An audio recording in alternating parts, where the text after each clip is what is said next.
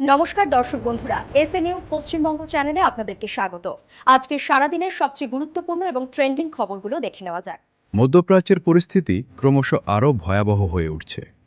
Iran, America এবং ইসরায়েলকে ঘিরে যুদ্ধের আবহ এখন এমন জায়গায় পৌঁছেছে যেখানে বিশ্বজুড়ে নতুন করে আতঙ্ক তৈরি হয়েছে।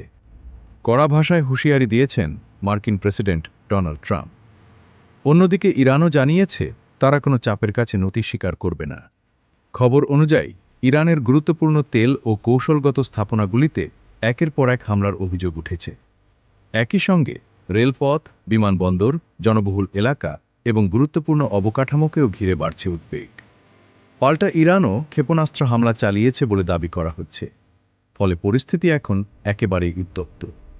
সবচেয়ে চিন্তার বিষয়, এই সংঘাতের প্রভাব শুধু যুদ্ধক্ষেত্রেই সীমাবদ্ধ নেই, সাধারণ মানুষের জীবনও ভয়াবহভাবে প্রভাবিত হচ্ছে। বহু এলাকায় আতঙ্ক, অনিশ্চয়তা এবং নিরাপত্তাহীনতা বাড়ছে। মানুষ ঘরছাড়া হচ্ছে, শহর জুড়ে ছড়িয়ে পড়ছে ভয় আর অস্থিরতা।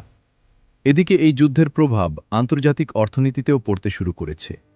তেলের বাজারে অস্থিরতা বাড়ছে, আর তার প্রভাব ভারতসহ বহু দেশের বাণিজ্য ও শিল্পে পড়ার আশঙ্কা তৈরি হয়েছে। কিছু এলাকায় কারখানা বন্ধ, ব্যবসায় মন্দা এবং শ্রমিকদের অনিশ্চয়তার খবরও সামনে আসছে। কূটনৈতিক স্তরেও জটিলতা আরও বেড়েছে। যুদ্ধবিরতির বিভিন্ন প্রস্তাব সামনে এলেও তা এখনও বাস্তবায়িত হয়নি। বরং দুই পক্ষের অবস্থান আরও কঠোর হয়েছে বলেই মনে করা হচ্ছে। সব মিলিয়ে পরিস্থিতি অত্যন্ত স্পর্শকাতর এবং উদ্বেগজনক। আগামী কয়েক ঘন্টা ও কয়েকদিন এই সংঘাত কোনো দিকে মোড় নেয়, সেদিকেই তাকিয়ে গোটা বিশ্ব। এই ছিল ইরান, ইসরায়েল, আমেরিকা সংঘাত নিয়ে বড় আপডেট। এই ছিল আজকের সারাদিনের সবচেয়ে গুরুত্বপূর্ণ ট্রেন্ডিং খবর। সঙ্গে থাকার জন্য ধন্যবাদ।